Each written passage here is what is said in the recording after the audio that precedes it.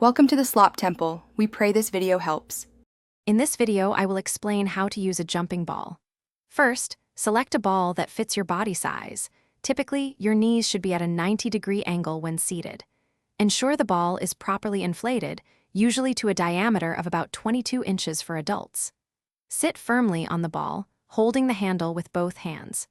Begin with small, controlled bounces to get a feel for the movement and maintain your balance. This initial step is crucial for safe and enjoyable use. To master your bounce, focus on proper technique. Keep your feet flat on the ground, providing a stable base for each jump. Drive your upward motion primarily from your legs, avoiding strain on your back.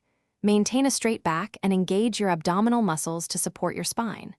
Always ensure you have ample clear space around you, at least 6 feet in every direction, to prevent accidental collisions or falls. Safety is paramount for a fun experience.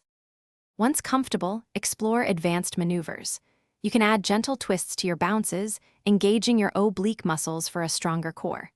Experiment with moving across a room, bouncing forward or backward in a controlled manner. The jumping ball is excellent for light aerobic exercises, elevating your heart rate slightly.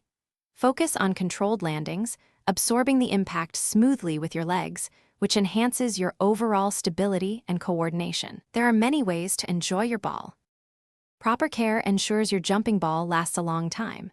Clean it periodically with a soft cloth, mild soap, and water to remove dirt and grime. Store the ball indoors, away from direct sunlight or extreme heat, which can degrade the material.